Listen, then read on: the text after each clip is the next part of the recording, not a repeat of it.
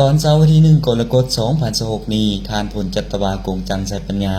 หัวหน้ากองบัญชาการปกสแขวงเมืองคำไส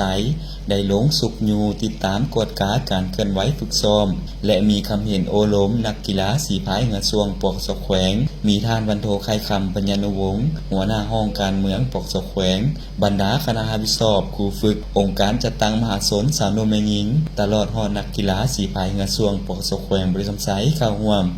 ท่านบรรโทบุญท้องราชวงศ์สุขได้ต่างหน้าให้คณะผู้สอบสีพายครูฝึกและนักกีฬารายงานย่อเกี่ยวกับแผนการฝึกซ้อมการเตรียมความพร้อมของนักกีฬาสีพายเหงือซวงปกสแขวงในฤดูกาลปี 2026 และได้เริ่มฝึกซ้อมตัวจริงมาแต่วันที่25 พฤษภาคม 2026 เป็นต้นมาในนั้นได้เน้นการย่างการแล่นการยกน้ำหนักพายเครื่องสับเปลี่ยนกันในแต่ละวันมาฮอดปัจจุบันเห็นว่านักกีฬาสีพายเหงือซวงทุกสหายได้มีความตัดสินใจสูงเข้าในการฝึกซ้อมมีความสามัคคีเป็นจิตหนึ่งใจเดียวซึ่งการฝึกซ้อมหน้าน้ำตัวจริงจะเน้นจังหวะการพายการออกตัวและการเข้าเส้นใสและได้ฝึกซ้อมในทุกๆวันบ่เว้นวันเสาร์อาทิตย์จึงเฮ็ดให้นักกีฬาสีพายทุกสหายมีความพร้อมทางด้านร่างกายจิตใจพร้อมที่จะเข้าร่วมแข่งขันห้อยส่วนห้อย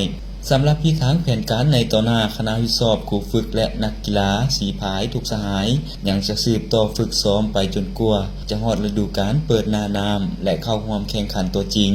ตอนท้ายท่านพลจัตวากงจันทร์ไสปัญญาหัวหน้ากองบัญชาการปกสแขวงเมืองไสก็ได้แสดงความยอมยอสมเสยคณะผู้สอบครูฝึกและนักกีฬาสีพายเหงือซวงปกสแขวงทุกสหายที่ได้เอาใจใส่ฝึกซ้อมตามการมอบหมายของการจัดตั้งคันถึงท่านได้เน้นนักให้นักกีฬาทุกสหายสืบต่อฝึกซ้อมตามแผนการขาดหมายที่วางไว้เพิ่มความสามัคคีเป็นจิตหนึ่งใจเดียวมีความเป็นเอกภาพกันในเวลาฝึกซ้อมก็คือเวลาเข้าร่วมแข่งขันตัวจริงสุมทุกสติปัญญากำลังกายเหือแหงเข้าในการแข่งขันเพื่อญาติเอาศาสนาขันรางวัลและซื้อเสียงมาให้กลมกองตามจุดประสงค์และระดับขาดหมายที่วางไว้